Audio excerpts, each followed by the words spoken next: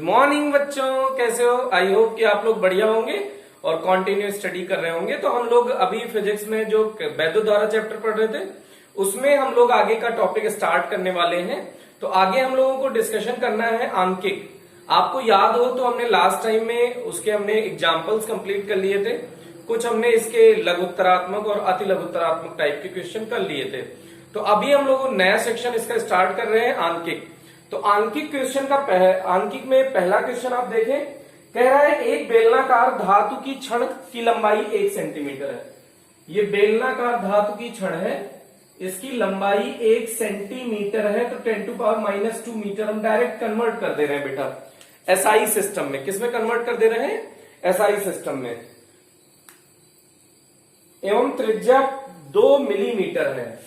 त्रिज्या कितनी है? रेडियस 2 मिलीमीटर का मतलब 10⁻³ मीटर। 2 मिलीमीटर है।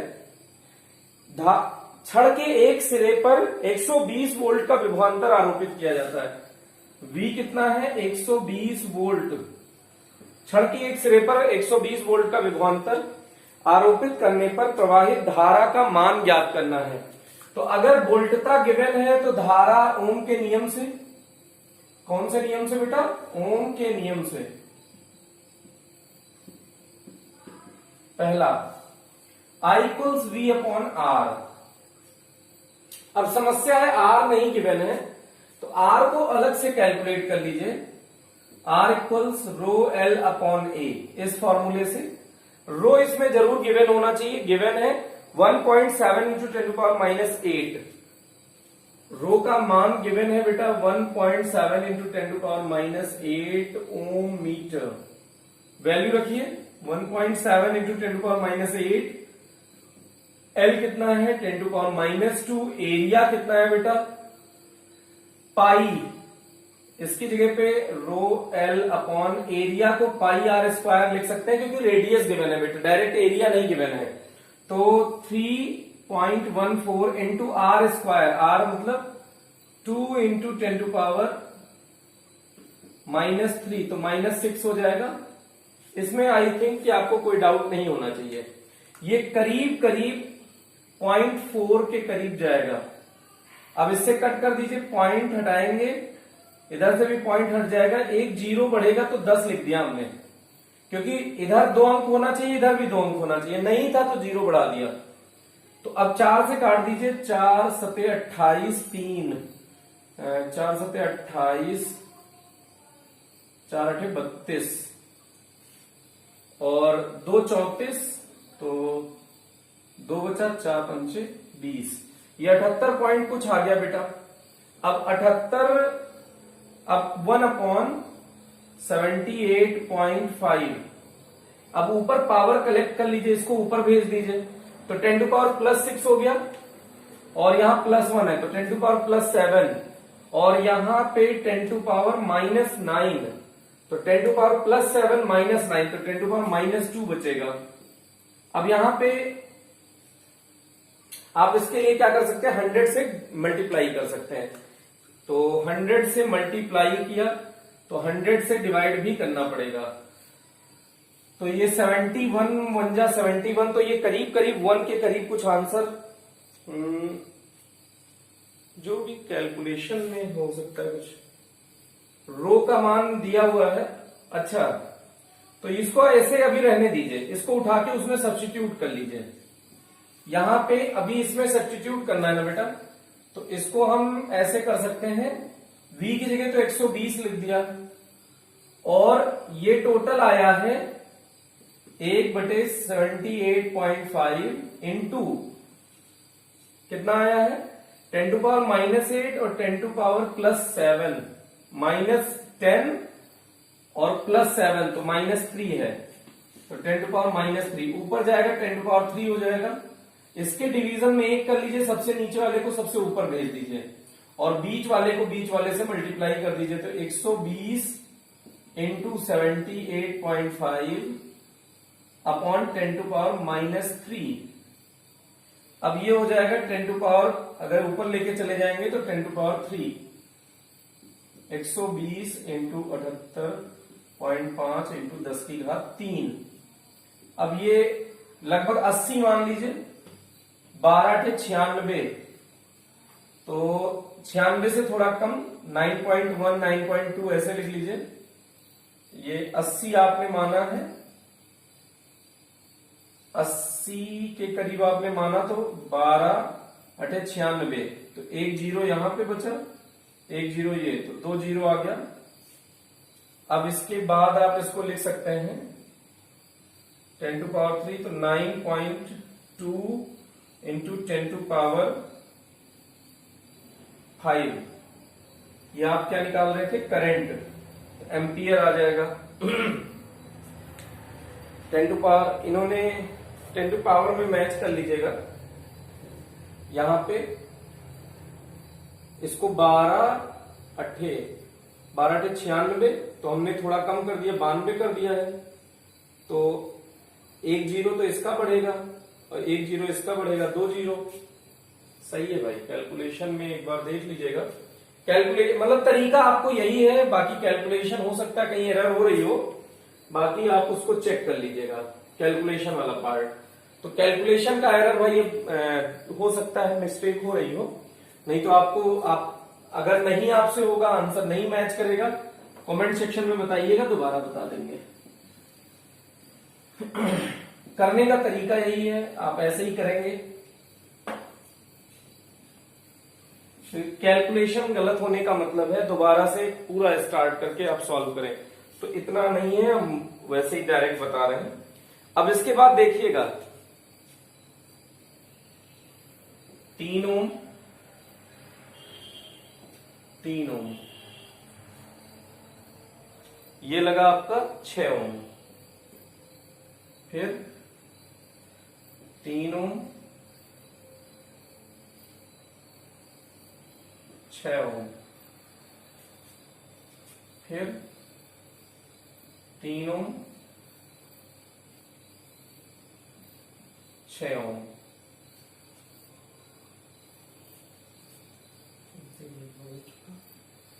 फिर 3 ओम,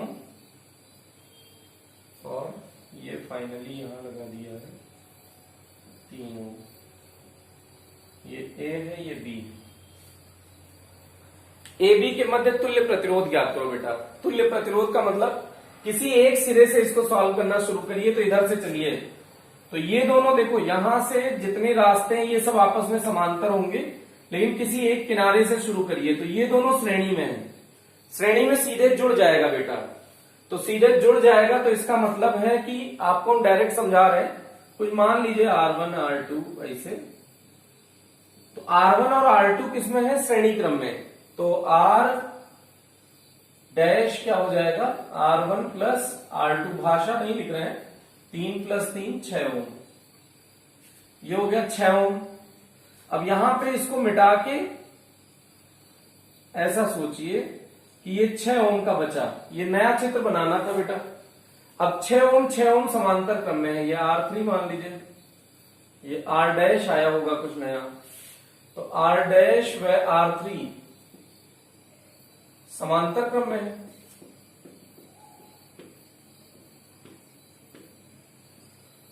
तो इसका क्या हो जाएगा, R double dash R3 upon R dash plus R3। जब दो प्रतिरोध लगे हो तो यही तो फॉर्मूला लगाते हैं, 6 इंटू 6 बटे 6 प्लस 6, 6 इंटू 6 बटे 6 प्लस 6, 36 बटे 12, तो 3 ओम। अब ये आप इसको इरेज कर दीजिए, इन दोनों का तुल्य 3 ओम आया, ये 3 ओम। अब आपको इसके आगे ऐसे ही फिर से देख लीजिए बेटा, सॉल्व करिएगा, नहीं होगा कमेंट सेक्शन में बताइएगा। फिर से ये 3 ओम श्रेणी क्रम में है, तो इसका कितना आ जाएगा, 6 ओम। तो इसके प्लेस पे एक नया प्रतिरोध बना दिया 6 ओम का। 6 ओम समांतर क्रम में है, तो 6 ओम समांतर क्रम में थे, तो उसका तुल्य कितना आ गया, 3 ओम। तो ये 3 ओम का एक प्रतिरोध बना लीजिए। फिर ये 3 ओम किसमें है, श्रेणी क्रम में, तो इसका तुल्य कितना आ जाएगा, 6। तो इसकी जगह पे ऐसे जोड़ दीजिए, ये 6 ओम का, 6 ओम किसमें है बेटा, समांतर क्रम में, तो इनका तुल्य क्या हो जाएगा, 6। वो सॉरी 3। तो यहां पे नया प्रतिरोध बना दीजिए 3 ओम का। 3 ओम किस में है? श्रेणी क्रम में। तो अब इसका नया फोटो बना देना है बस, ये लास्ट वाला 3 ओम, और ये 3 ओम श्रेणी क्रम में है। तो ये कितना हो जाएगा? 6 ओम, ए और बी। अब 6 ओम और 3 ओम किस में है? 6 ओम व 3 ओम समांतर क्रम में है।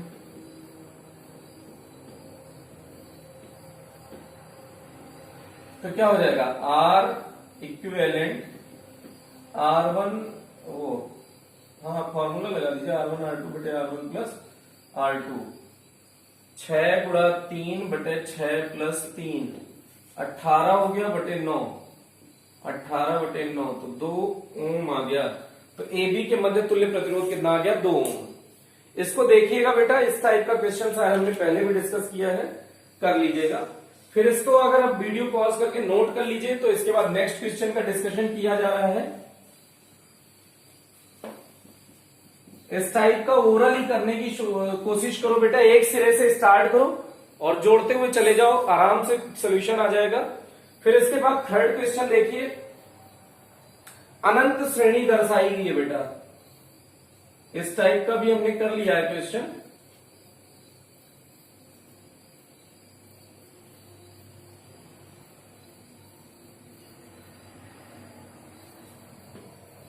इन्फिनाइट, ये कितने की श्रेणी है बेटा? इन्फिनाइट। ये सारे रेजिस्टेंस आर गिवन है। तो ए बी के मध्य तुल्य प्रतिरोध ज्ञात करना है आपको। ये ए है, ये बी है। ए बी के मध्य तुल्य प्रतिरोध ज्ञात कीजिए। तो बेटा वही कहानी फिर से देखिएगा, ये पूरा समुद्र मान लीजिए। अनंत का मतलब समुद्र। समुद्र में से 1 लोटा पानी निकालोगे तो उस पर क्या फर्क पड़ेगा? तो आंसर है कोई फर्क नहीं पड़ेगा। तो इसको देखो, 1 लोटा पहचानना थोड़ा मुश्किल होता है। देखिएगा सम्मिति, देखिए सम्मिति कि क्या चीज रिपीट हो रहा है। पड़े में फिर खड़े में प्रतिरोध, इसमें तो ही नहीं। फिर पड़े में फिर खड़े में, तो ये 1 लोटा हो गया, ये 1 लोटा हो गया, ये 1 लोटा हो गया, ये 1 लोटा हो गया। ये है आपकी सम्मितता। मतलब ये क्या चीज का रिपीटेशन हो रहा है, ये देखना है बेटा। अगर आपको कहीं और यहां भी रेजिस्टेंस दिया होता तो ये पूरा 1 लोटा होता, समझे? तो आप देखिए कि यहां पे फिर ऐसा ही देखिए फिर रिपीट हुआ है ना। फिर इसको ढक लीजिए, ऐसा ही फिर रिपीट हुआ है। तो इसको आप कह सकते हैं कि माना ए व बी के मध्य तुल्य प्रतिरोध X है। माना ए व बी के मध्य तुल्य प्रतिरोध कितना है बेटा? X है।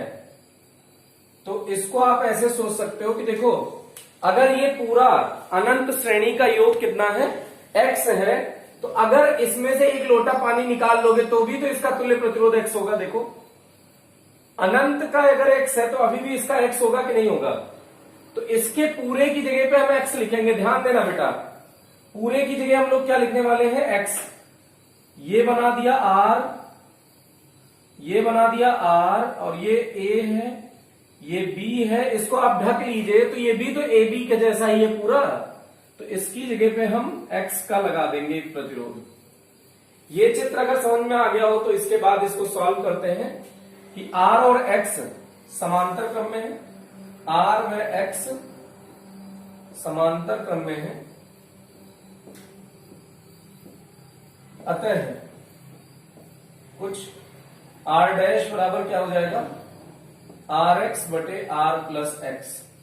तो इसका नया चित्र क्या बन जाएगा? R, और ये हो जाएगा RX बटे R प्लस X। ये अब देखिए R और R ये दोनों श्रेणी क्रम में है। ये R डैश मान लीजिए, R व R डैश श्रेणी क्रम में है। R व R डैश श्रेणी क्रम में है।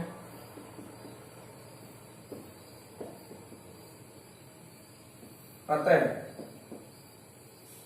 R AB के मध्य तुल्य प्रतिरोध, AB के मध्य तुल्य प्रतिरोध X माने हो, श्रेणी क्रम में है तो सीधे जुड़ जाएंगे। आर एक्स बटे आर प्लस एक्स। इतने में कोई डाउट?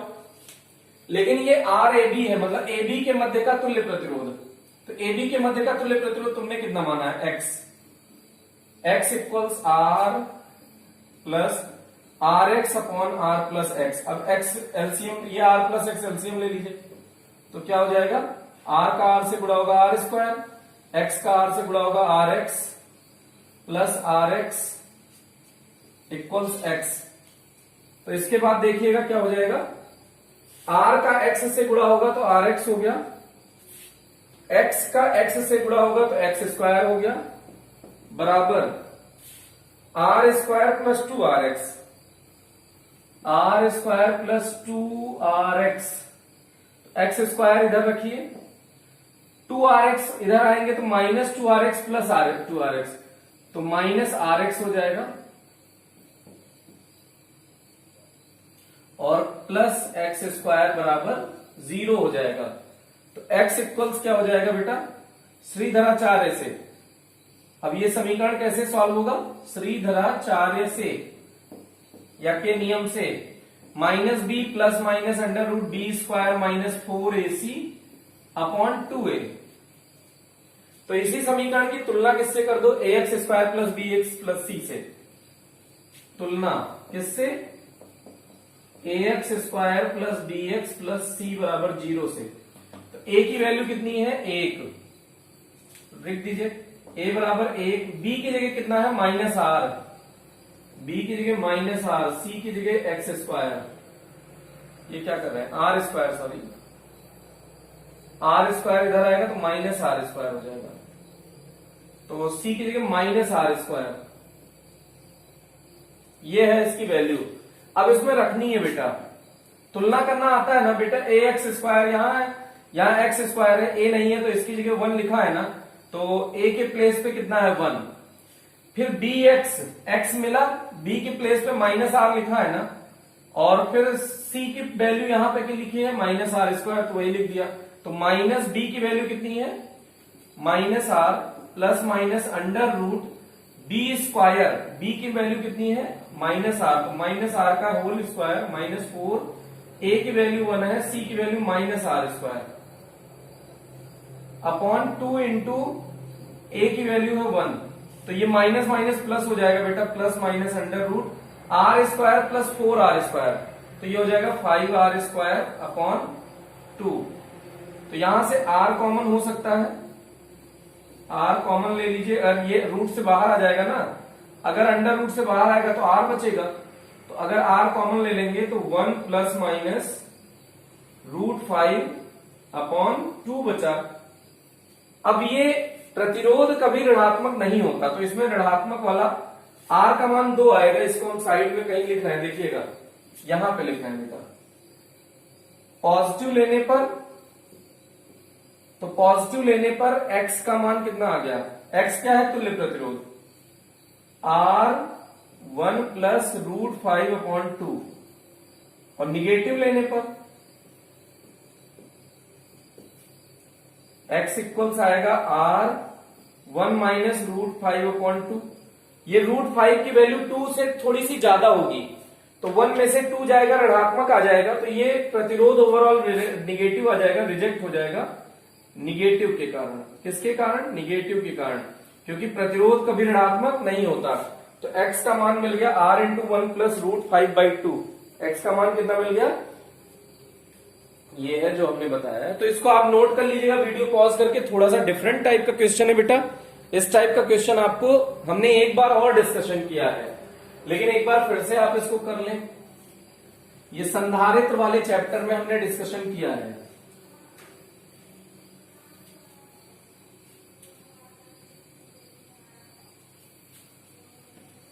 नेक्स्ट देखें इसके बाद बेटा,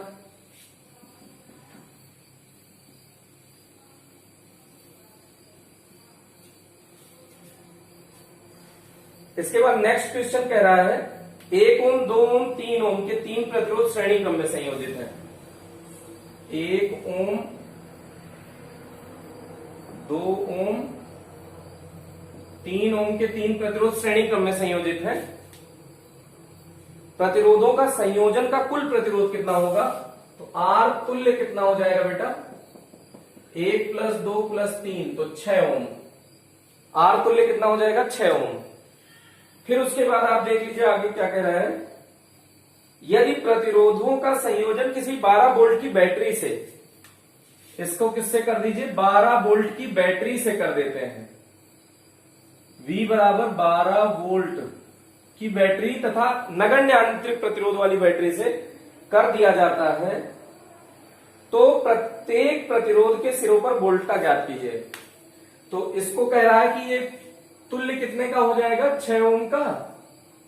तो 6 ओम का कनेक्शन 12 वोल्ट से कर दिया जाए, तो R पता है 6 ओम, V पता है 12 वोल्ट। तो यहां से अगर हम धारा निकाल लें बेटा, तो हमको ये पता चल जाएगी कि श्रेणी क्रम में धारा का मान समान रहता है।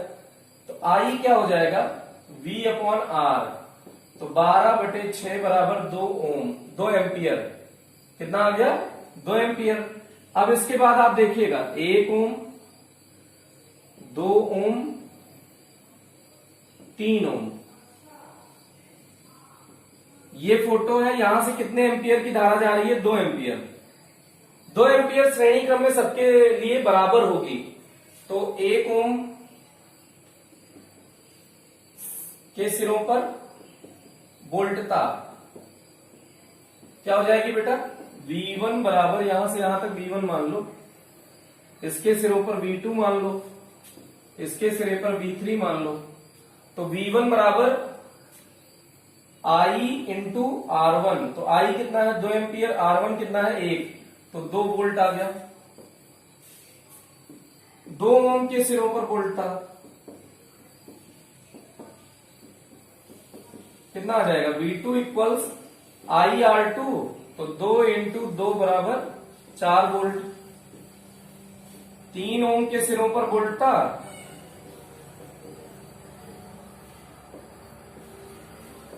तीन ओम के सिरों पर वोल्ट था। V3 बराबर क्या हो जाएगा, IR3। I का मान है 2, R3 का मान है 3, तो 6 वोल्ट। अच्छा, इनका समेशन 12 वोल्ट आना चाहिए। तो देखिए 6 4 10 2 12, इसका मतलब ये सही है, क्योंकि ये V1 + V2 + V3 total 12 volt के बराबर भी आना चाहिए। तो ये इसका तरीका है, आंसर है बेटा। इसके बाद नेक्स्ट क्वेश्चन देखिएगा, इसको वीडियो पॉज करके नोट करें जल्दी से, फिर हम लोग आगे मूव कर रहे हैं। बेटा अगर जैसे आप कोई भी बुक सॉल्व कर रहे हैं, ये क्वेश्चन आपको नहीं मिल रहे हैं, तो क्वेश्चन तो हम बोल रहे हैं ना बेटा, तो क्वेश्चन जो हम बोल रहे हैं तो उसको खुद से ट्राई करने की कोशिश करा करिए वीडियो पॉज करके। पहले क्वेश्चन बोले, नोट कर लीजिए अगर आपके पास ये वाली बुक नहीं है तो। कमरे के ताप 27 डिग्री सेल्सियस पर, कमरे के ताप 27 डिग्री सेल्सियस पर किसी तापन अवयव का प्रतिरोध 100 ओम है। यदि प्रतिरोध 117 ओम हो तो अवयव का ताप क्या होगा। तो प्रारंभिक ताप दिया है T1 मान लो और R0 मान लीजिए। प्रारंभिक ताप कितना दिया है बेटा, कमरे का ताप तो 27 डिग्री सेल्सियस मान लीजिए, दिया है इन्होंने। कमरे का ताप 27 डिग्री सेल्सियस पर तापन अवयव का प्रतिरोध 100 ओम है। ये प्रारंभिक प्रतिरोध कितना दिया है, 100 ओम है। यदि तापन का प्रतिरोध 117 ओम हो तो R किसी T ताप पर 117 ओम हो जाए तो अवयव का ताप क्या होगा। T2 आपसे पूछा है क्या होगा। अल्फा दिया है 1.7 × 10⁻⁻⁴, 1.7 × 10⁻⁻⁴ पर डिग्री सेल्सियस। अब ये इंफॉर्मेशन गिवन है बेटा, तो देखो RT गिवन है, R0 गिवन है, तो इससे रिलेटेड हम लोग एक ही फॉर्मूला जानते हैं, RT equals R0 1 + alpha delta T। तो इसको इधर ले आओ, R0 का गुणा करो पहले, R0 + R0 alpha delta T। तो इसको पक्षांतर करो, तो RT - R0 हो जाएगा, R0 अल्फा डेल्टा T। तो डेल्टा T को हमें चाहिए तो इधर ही रोक दो, RT - R0 upon R0 into alpha. ये हो गया, डेल्टा T बचा। तो डेल्टा T को T2 - T1 लिख सकते हैं ना बेटा। तो r t minus r naught बटे आर नॉट इंटू अल्फा। तो अब ये क्या हो गया, T2 निकालना है, तो T2 रहने दीजिए, चाहे उधर ही रहने दीजिए, T1 इधर बुलाएंगे पॉजिटिव हो जाएगा, तो r t minus r naught upon r naught into alpha, ये इधर आएगा तो पॉजिटिव हो जाएगा, तो प्लस T1। अब सारी वैल्यू गिवन है, रखिए आंसर लीजिए। ये फॉर्मूला हमने आपको बता रखा है, अंतिम ताप का फॉर्मूला बता रखा है, तो ये अंतिम ताप ज्ञात करने का डायरेक्ट भी फॉर्मूला अगर आपको याद है बहुत बढ़िया, नहीं याद है 2-3 स्टेप लगेगा। तो आर टी कितना है, 117 माइनस 100 बटे 100 इंटू अल्फा है 1.7 गुणा 10 की घात माइनस 4 प्लस T1 कितना है 27। अब ये बचा कितना, T2 इक्वल्स 117 माइनस 100 17 बचा बटे 100 इंटू 1.7 गुणा 10 की घात माइनस 4 प्लस 27। देखिए दशमलव हटाएंगे, एक जीरो बढ़ेगा, एक जीरो से एक जीरो कैंसिल आउट हो जाएगा, 17 से 17 कैंसिल आउट हो जाएगा। तो ये 10 और 10 की घात माइनस 4, तो बचा 10 की घात माइनस 3 नीचे, तो ऊपर जाएगा 10 की घात 3 हो जाएगा प्लस 27। तो 10 की घात 3 का मतलब 1000 प्लस 27, तो 1027 डिग्री सेल्सियस हो जाएगा T2। तापन का ताप कितना हो जाएगा बेटा, 1027 डिग्री सेल्सियस। तो ये है इसका सोल्यूशन, इसको आप देखिए। फिर नेक्स्ट क्वेश्चन की ओर मूव करते हैं हम लोग बेटा, इसको जल्दी से आप नोट कर लें।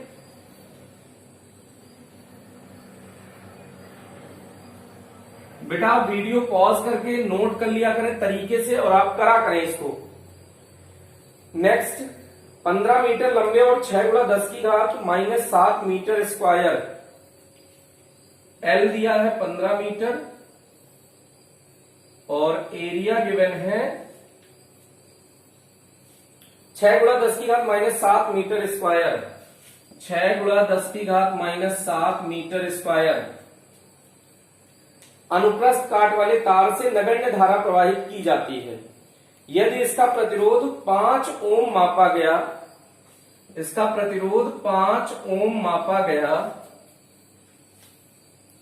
तो प्रायोगिक ताप पर तार की प्रतिरोधकता क्या होगी। अब आपको ज्ञात करना है रो, प्रतिरोधकता का मतलब रो। हम जानते हैं रो बराबर आर ए बटे एल। आर का मान पता है क्या, ए का मान पता है क्या, एल का मान पता है क्या, 15। ये 5 छक 30 बटे 15, तो 2 गुणा 10 की घात माइनस 7 ओम मीटर, ये प्रतिरोधकता आ गई बेटा। तो यही पूछा था आपसे। नेक्स्ट क्वेश्चन देखिएगा, एकदम झंडू सा क्वेश्चन था ये वाला, आपसे चेक कर रहा था प्रतिरोधक तो फॉर्मूला आता है कि नहीं। एक तांबे का तार जिसके अनुप्रस्थ काट का क्षेत्रफल 1 मिलीमीटर स्क्वायर है, 1 मिलीमीटर स्क्वायर, तो 1 मिलीमीटर में 10 की घात माइनस 3 मीटर होता है, तो इसका स्क्वायर हो जाएगा, तो 10 की घात माइनस 6 मीटर स्क्वायर हो जाएगा एरिया। फिर कह रहा है में 0.5 एम्पियर की धारा प्रवाहित हो रही है, आई है 0.5 एम्पियर की धारा प्रवाहित हो रही है। यदि एकांक क्षेत्र, एकांक आयतन में मुक्त इलेक्ट्रॉनों की संख्या, आपको पता होगा स्मॉल एम एकांक आयतन में मुक्त इलेक्ट्रॉनों की संख्या ही होती है 8.5 गुणा 10 की घात 22, 8.5 गुणा 10 की घात 22। बेटा इन्होंने पर सेंटीमीटर क्यूब दे रखा है, पर सेंटीमीटर क्यूब। अब इसको सही करना है आपको, मीटर क्यूब में बदलना है, 10 की घात 22 बटे सेंटीमीटर की जगह 10 की घात माइनस 2 मीटर, लेकिन उसका क्यूब करिए क्योंकि क्यूब है। 8.5 गुणा 10 की घात 22 और ये 10 की घात माइनस 6 मीटर क्यूब हो जाएगा। अब घात इकट्ठी कर लीजिए, 8.5 ये माइनस 6 ऊपर जाएगा, तो 22 6 28, तो 10 की घात 28 पर मीटर क्यूब।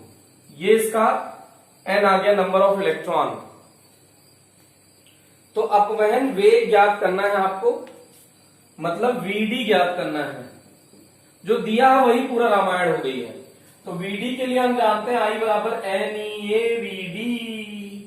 तो VD की वैल्यू क्या हो जाएगी, I बटे NEA। I का मान है 0.5, N का मान है 8.5 गुणा 10 की घात 28, E का मान है 1.6 गुणा 10 की घात -19 और एरिया दिया है 10 की घात -6।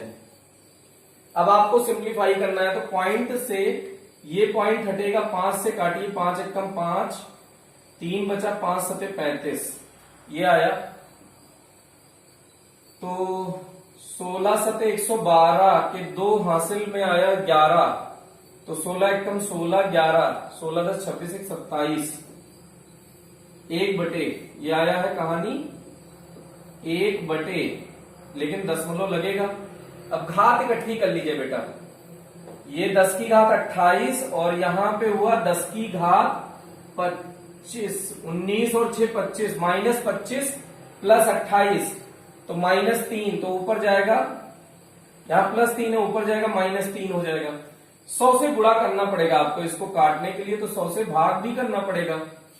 तो ये 27 3.6 के करीब जाएगा, गुणा 10 की घात -5 मीटर पर सेकंड, इसका आंसर आ गया बेटा VD। ये कैलकुलेशन है।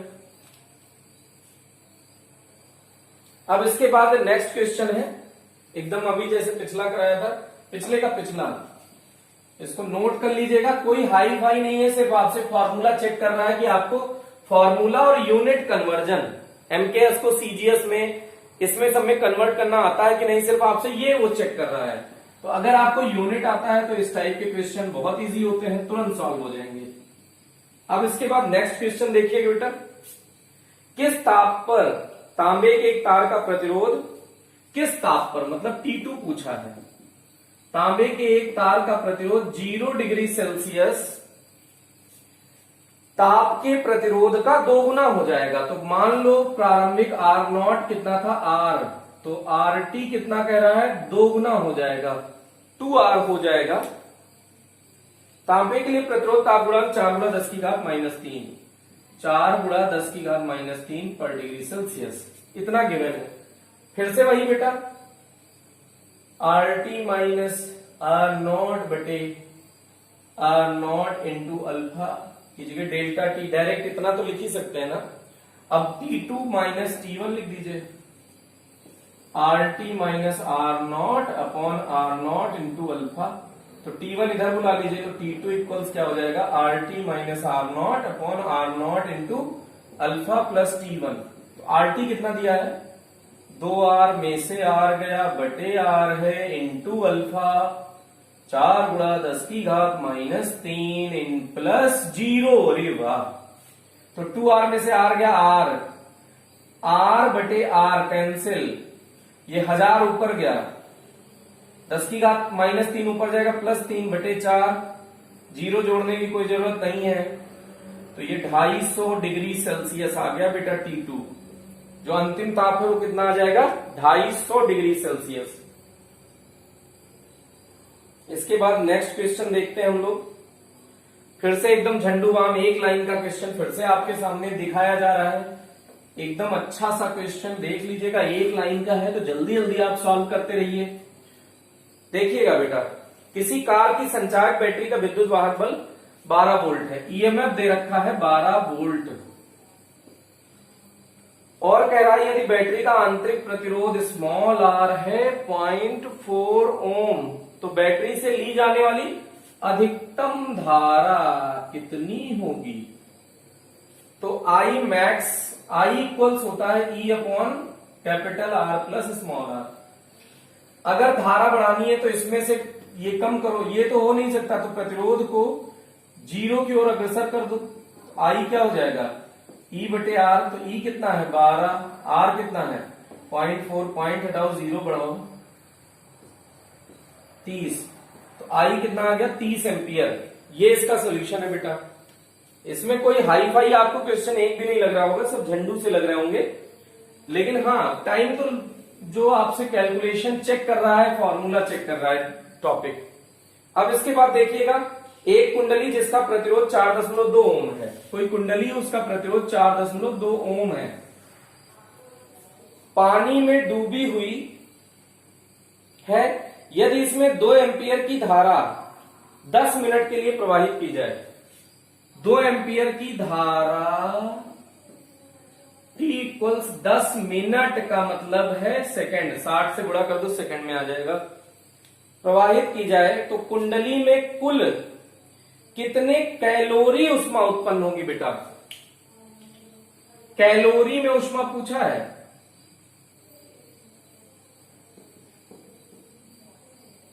ऊष्मा जो पूछा है H, वो किसमें पूछा है? कैलोरी में। तो हमको पता है H इक्वल्स होता है I स्क्वायर RT, ये किसमें होता है? जूल में। H इक्वल्स होता है I square RT upon J, ये होता है कैलोरी में। अब मान रखते चले जाइए, 2 इंटू 2 R का मान है 4.2 इंटू T है 600 बटे 4.2, 1 जूल में 4.2 कैलोरी। ये ढिच्चा और ढिच्चा उड़ गया, 4 छक 24, 4 छक 24, 2 जीरो बढ़ा दीजिए, H इतना कैलोरी, इतना कैलोरी ऊष्मा उत्पन्न होगी या ऊर्जा उत्पन्न होगी? 2400। अब इसके बाद नेक्स्ट क्वेश्चन देखिएगा बेटा, इसमें बस इतना ही था कि आप जे सोच पाए कि नीचे होगा, यह हमने बता रखा है दोनों फॉर्मूला बेटा। इसके बाद का नेक्स्ट क्वेश्चन देख लीजिएगा, एक बेलनाकार नलिका की लंबाई L और आंतरिक, अगर एक बेलनाकार नलिका है उसकी लंबाई कितनी है बेटा? L, आंतरिक तथा बाह्य त्रिज्या क्रमशः A और B है। आंतरिक त्रिज्या है स्मॉल a, बाह्य त्रिज्या है B, तो इसका मतलब कुछ ऐसा बेलन है। ठीक, यदि पदार्थ की प्रतिरोधकता का मान रो है तो नलिका के सिरों के मध्य प्रतिरोध का मान ज्ञात कीजिए। प्रतिरोधकता कितनी दी है? रो, तो नलिका के सिरों के मध्य प्रतिरोध ज्ञात कीजिए। तो प्रतिरोध ज्ञात करने का मतलब है आपको चाहिए R बराबर रो L बटे A। देखो भाई, रो पता है, L पता है, A मिल जाए, मतलब जो बाहर वाले में से है अंदर वाला ये घटा दो, ये अंदर वाले का एरिया अगर घटा दे जाओ तो ये बीच वाला पोर्शन मिल जाएगा ना। तो एरिया के लिए बड़ा क्षेत्रफल माइनस छोटा क्षेत्रफल, ये कर दिया जाए तो बड़ा क्षेत्रफल पाई बी स्क्वायर है माइनस पाई ए स्क्वायर है, तो ये पाई कॉमन ले लीजिए, B square minus A square, तो एरिया रख दीजिए, तो आर बराबर क्या आ जाएगा? Rho L upon pi B square minus A square, ये आपका आंसर है बेटा। ठीक है, अब इसका लास्ट क्वेश्चन देख लीजिए, आंकिक का।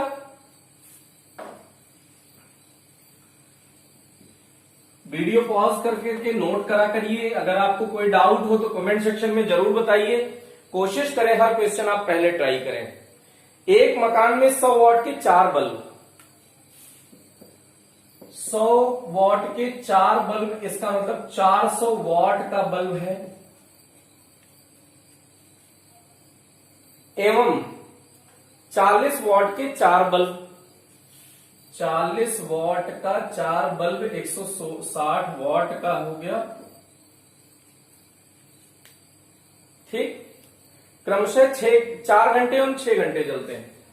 इसके लिए टाइम कितना हो जाएगा?